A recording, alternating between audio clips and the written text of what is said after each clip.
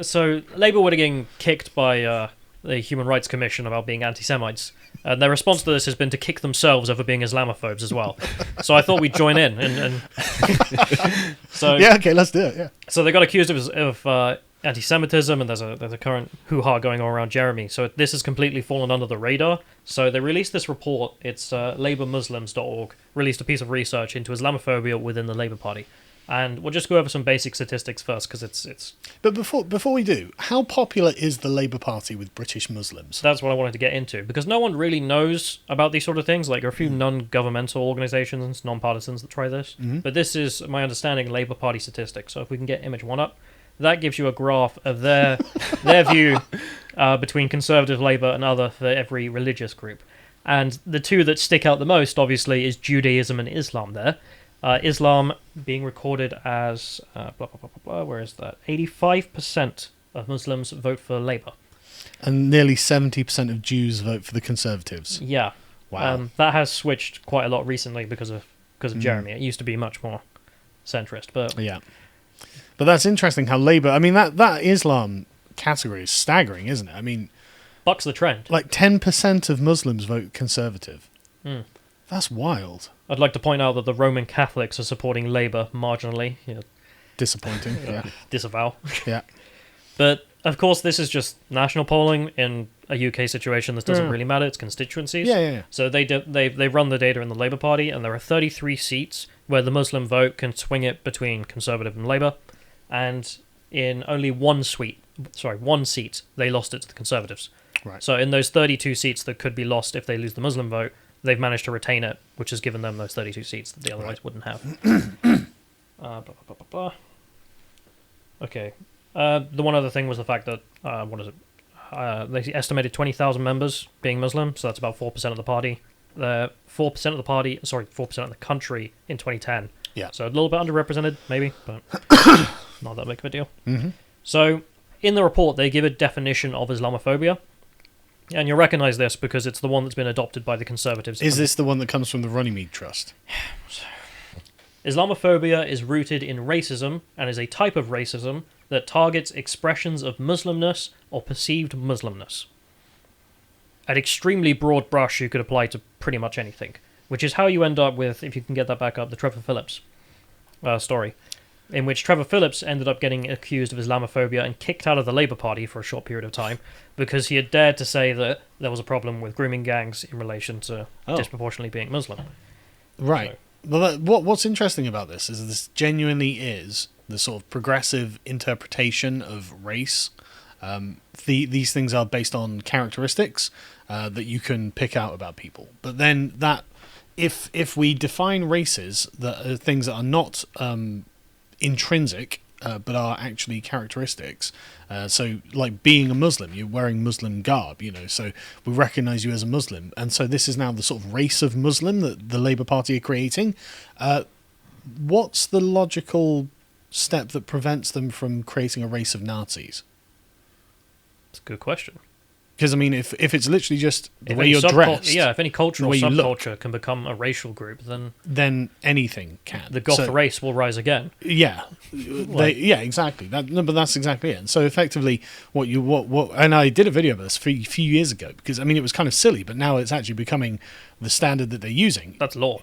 Yeah, law. Yeah. Now you've got the scene to be set to prevent people being racist and the Nazis. So Winston Churchill was a racist because he hated those Nazis. How did he know? Well, they spoke German. They had armbands on. They had Nazi paraphernalia, and he just hated them irrationally on the face of them being Nazis. He was a bigot. What do you call it? Disavow. Nazophobe? No, Naziphobia. Anyway, this is actually one of the things Trevor Phillips is getting at in response, so I'll take some quotes from this. So, Mr. Phillips has been suspended pending investigation over remarks, including expressing concerns about Pakistani men sexually abusing girls in northern British towns. So we're not allowed to have concerns about that. No, that's not allowed. So his response to this was in regards to the definition of Islamophobia. My objection is very simple. That definition said that Islamophobia is rooted in a kind of racism, expressions of hostility towards Muslimness. First of all, Muslims are not a race. My personal hero was Muhammad Ali, before that Malcolm X. Them becoming Muslims was largely because of the pan-racial faith, and not a racial grouping, so describing hostility towards them as racist is nonsense. So the idea that Islam is actually pan-racial, therefore describing any Muslim group as a race, surely doesn't make any sense in traditional definitions. But in progressive land, of course you can do this. Yeah. Anyway, so... Well, yeah, I mean, everything is based on sort of subjective interpretation, right? They don't really think that there's I mean, the progressives kicking him out just don't agree. They're like, I don't care. I mean, look how loose that is. It's a kind of racism rooted in racism. Well, how that makes it circular then? I mean, like every progressive definition, a definition of woman is anyone who identifies as a woman. Again, so you never complete the sentence. Woman is woman. A woman is anyone who identifies as. A woman is anyone who identifies as. It just becomes circular. It never ends the sentence. This is why we don't like circular sentences and circular definitions. And it's the same thing. It's kind of racism that's rooted in racism. Yeah, I mean, Trevor Phillips is the kind of person who. Just some history on him because he's a very interesting guy. I'd love to meet him. So he used to run the Equalities Commission under the Tony Blair Labour government. He now works in the Index of Censorship. I mean, unsurprisingly, why? I think he's a chairman on it. But he's the kind of reasonable leftist I could talk to and you could have a debate with, and he agrees Britain's a good thing and all the rest of it. Yeah. And that's the problem, obviously. Yeah. He's not the right kind of Labour. So in response to him raising concerns about all this, the Muslim Council of Britain is giving a statement at the end of this article saying, Mr. Phillips' statements are incendiary, and they are incendiary about Muslims that would be unacceptable if it was any other minority. Well, if any other minority were engaging in grooming gangs up and down the country, I think Mr. Phillips would talk about it. Because Mr. Phillips once made a documentary in which he said things that are true about race that we can't say, and one of the sections was about Jews, in which he claimed that, yes, they are disproportionately rich and powerful. And it's like, right, the ball's on this man. Yeah. He laid out the evidence. He was like, look, disproportionately, they have more MPs. Well, I watched that documentary. It's just... Family income is higher. This isn't due because of any conspiracy. It's just because, well, they have a good work ethic and a good culture. And it's three things. It's Ben Shapiro's three things for success. They get married before they have kids. They finish school and they work hard. They get jobs. Like, these three things make you succeed. Absolutely. It's just one of the. It's just life. So I mean, the idea that Trevor Phillips wouldn't go after something if it was a different minority, sort of like the guy's. He has, he's gone after every minority actually, So they continued with, the impact of Mr. Phillips' claims from a privileged vantage point is dangerous. Providing from license, a privileged vantage point. Yeah, providing license to the far right ideologies such as Tommy Robinson, who have seized upon these remarks. Mr. Phillips would have us believe that he is a martyr for free speech and tolerance, but the fact remains that from the deployment of these sweeping generalizations and tropes would not be acceptable for any other community. That's amazing. That's a really roundabout way of saying Tommy Robinson has a point. Well, this is coming from the Muslim Council of Britain, who are always playing defence. But that's what they're saying. They're saying if this plays to the far right, then what they're saying is the far right are saying something that Trevor Phillips also thinks is true. Essentially, yeah. So if Tommy Robinson comes out and says water is wet, or I have to drink water to survive. Trevor Phillips is like, well, it is wet.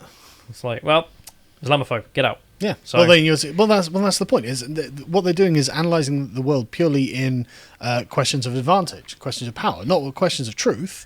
It's questions of who benefits from this, and if it's a truth that benefits Tommy Robinson, then that's a bad truth. We can't accept that. We've got to ignore it. It's crazy. I find it interesting that they call him privileged as well.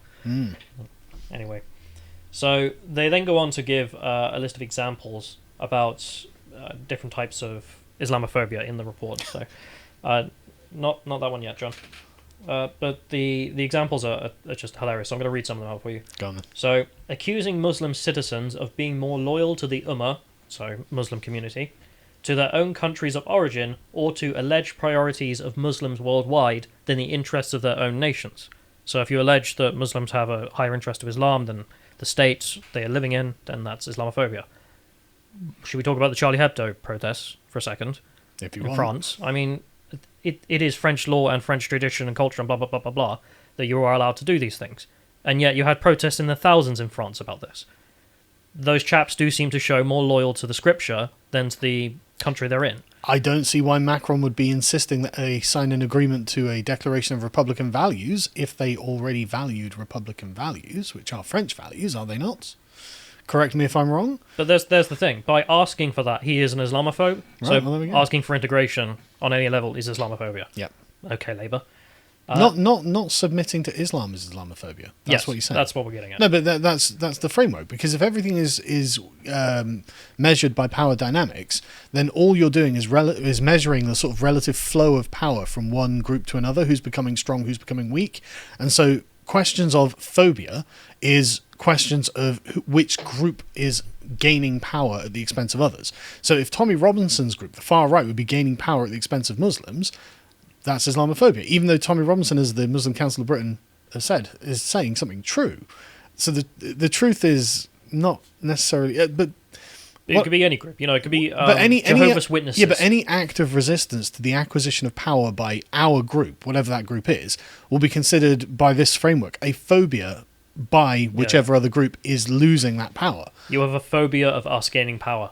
Yes. Well, I mean, not of Muslims generally, maybe, but Muslim Council of Britain, absolutely, because you guys are crazy. Islamists, Islamists. I really don't like the word phobia being used as well, because it implies some kind of psychological condition. It's like there's something mentally wrong with you if you criticise Islam, essentially, which is just a belief system. Yeah. It's like Majid Nawaz says, it's not Muslim phobia, it's Islamophobia, which means that I'm scared of the religion, which doesn't work, because I can be an atheist and be scared of the religion. What are you talking about? Well, even then, I mean, like, a phobia, it sounds like it's an irrational fear. I mean, that's what a phobia is.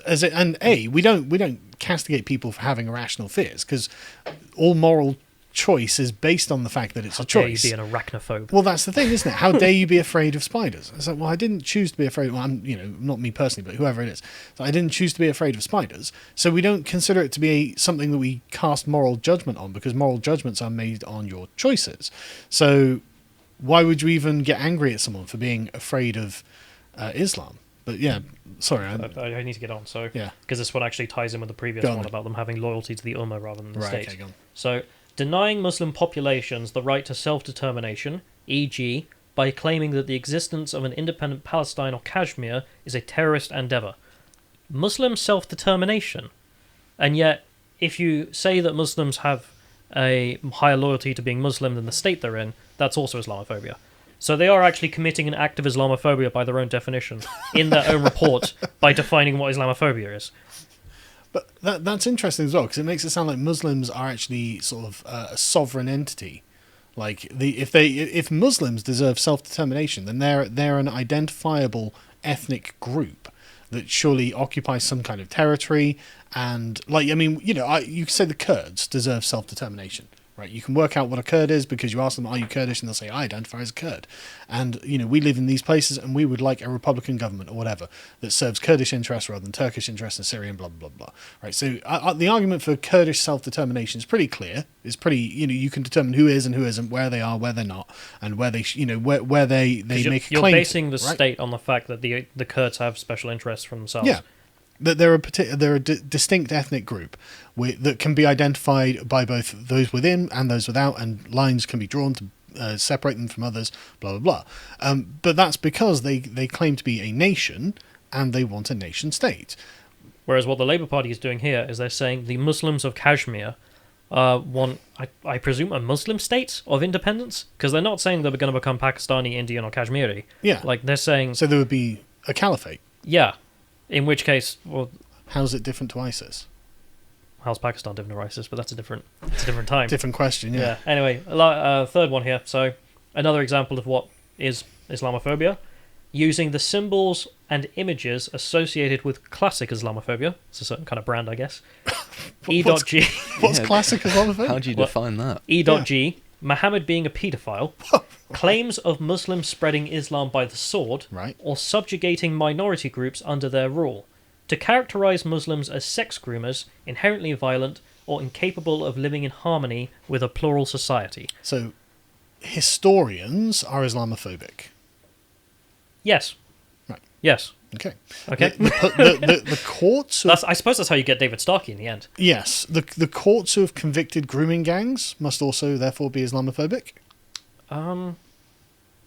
Yeah, I guess. I mean, there's also the problem here that they've defined every Islamist organisation on earth as Islamophobic. Because, the point there at the end saying, incapable of living harmoniously with a plural society. Well, no Islamist agrees in plurality, do they? Believe in the supremacy of Islam. In which case, every Islamic country that is run under the law of Sharia is Islamophobes. Yeah. I can see why Macron's like, Islam is a religion in crisis.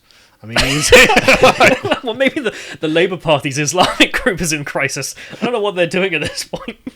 But this is just the definitions. But so, I love how wide a net they're casting here. Look, anything that doesn't advance our interests is Islamophobic. That's what they're saying. Yeah, but the specific interests... Because it's not all Muslims. Like, the Islamists don't have any rights here. Well, it's not only that. Like, the Muslim Council of Britain, there was a survey done about this. And, something like only 2% of Muslims in Britain support the Muslim Council of Britain. Yeah, so because they're a crackpot organisation. Yeah, exactly. And yeah. Anyway, so the last example here. Holding Muslims collectively responsible for the actions of any... Holding Muslims collectively responsible for the actions of any Muslim majority state, whether secular or constitutionally Islamic. Right. But okay. But I mean, if we have an Islamic state that is run under Islamic law, can we hold the Muslims who put that into power responsible? Yeah, but so if they would complain if you blamed the guy in Birmingham, Pakistani immigrants for the actions of the Iranian government. Yeah, that would be irrational, and because they're both Muslims, that doesn't mean there's any loyalty between one to the other, and that there's any concordance really, especially as the different sects of Islam as well. So that is the one thing I could actually agree to in their list that you could term as a kind of just open prejudice against Muslims, because Muslim from here, 1,000 miles away, Muslim from there, you must be the same and you must support their country or whatever. Yeah, I mean, it's the nonsensical thinking that ends up with the Islamists when they come to Europe, and they'll attack Greek Orthodox or Anglican or whatever. It's these guys have nothing to do with each other, but okay. You don't know what you're doing, do you? But that's their definitions, and then they list the statistics. So they did a survey of their members. It's well over the 1% threshold for the thing, but we won't go into the statistics of why it's okay. Mm-hmm. So if you can put up image 2, these are their findings, and there's a whole bunch of points. But essentially, they're condemning themselves as Islamophobes on a scale that is rather strange. So about half of the Muslims in the party don't agree that the party represents them, or takes their issues seriously, or deals with Islamophobia properly, and all the rest of it. And what is it? 1 in 3 have witnessed Islamophobia within the party. Jesus. You might be a little bit shocked by this, but considering their definitions, I'm not. Yeah. 1 in 3 people have witnessed Islamophobia. Well, if being an Islamist makes you an Islamophobe, if now Charles sweating furiously. I've got some questions about Nashar particularly. But shut up for the sake of diversity. See, this is how you get the following headline. So if you can get the headlines up, Sky News, Al Jazeera, The Guardian. We don't need to see the whole thing, just the headline, because that's all that this was done for. Yeah. Was to get press coverage. First one, Labour Islamophobia report. More than a third of party members experience Islamophobia. Yeah. 1 in 4 Muslims have Islamophobia in the party. The next one. Wow. Over half of the Muslims do not trust the party Islamophobia. So Labour sounds like an awful party. I mean, they just kicked out their ex-leader for being an anti-Semite, and now they're going to kick out the new one for being Islamophobe. So you can obviously see this is about getting headlines. So if you can get the next one up from our lovely contributing editor at Novara Media, Ash Sarkar.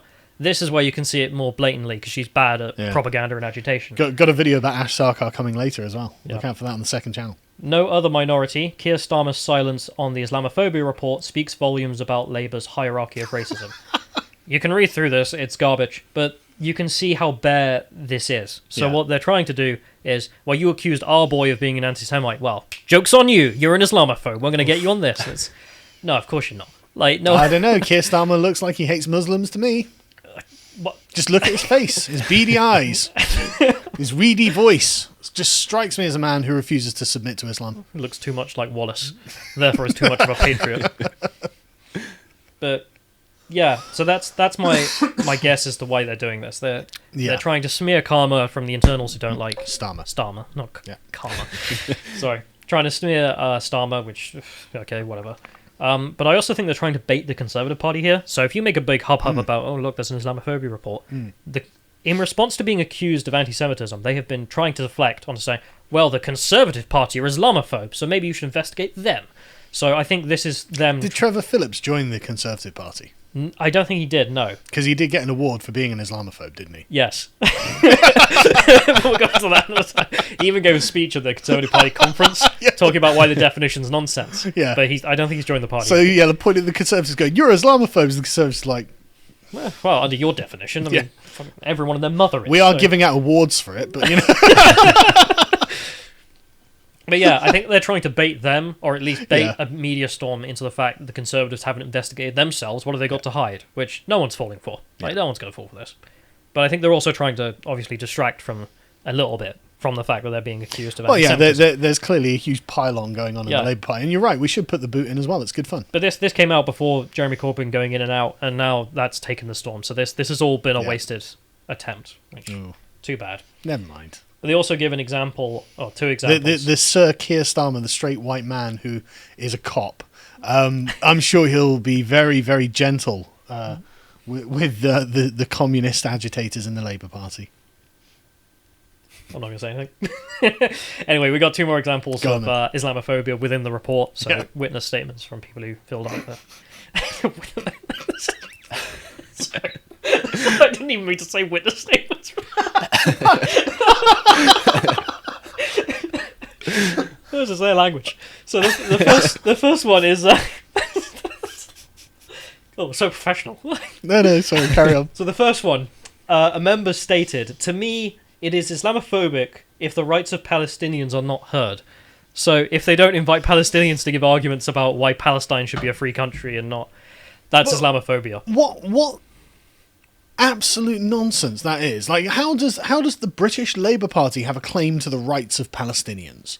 Part of the Ummah. Oh wait, no. Well, that's Islamophobic. Yeah, why do you care? You know? Yeah. Like, unreal. It shows how nonsensical these Aren't there enough oppressed Muslims in Britain yet? You know, like, when do they take precedence over Not yet, according to Keir Starmer, you know? Anyway, the next one was a reference in the report to how a member had referred to Jeremy Corbyn's Labour Party as Jezbollah, and the Mirror ran a story about this back in the day, saying, you know, Jeremy Corbyn nicknamed Jezbollah by Labour Party enemies who he has so many extremist friends. I noticed that he's pictured there with Jerry Adams. Well, I mean, I think this was before the evidence came out of him associating himself with his friends from Hezbollah and then laying a wreath at an anti-Semite murderer's grave, which, you know, it only got worse. And hanging out it says it's from 2015. Yeah. So, but saying Jezbollah is Islamophobic because you're insinuating that Corbyn is bringing the caliphate, I guess. Haven't got a catchy one for the IRA though. That's the thing. You can't like create a mashup of his name in the IRA. It doesn't sound good. Jezbollah rolls off the tongue. Yeah, Jezbollah's nice. Yeah. Think of the aesthetic qualities of it, Labour. Run with the meme. Why not? Yeah. I mean, you've got the Muslim vote. I mean, yeah. Embrace it. Oh boy. Anyway, so if you can get image 3 up, so they give some proposals of what to do in response to these allegations and these findings. So the first one. The development of a comprehensive Islamophobia training will be rolled out in conjunction with LMN, the Muslim Council of Britain, and other Muslim organisations. So they're going to re-educate the staff of the Labour Party about Islamophobia.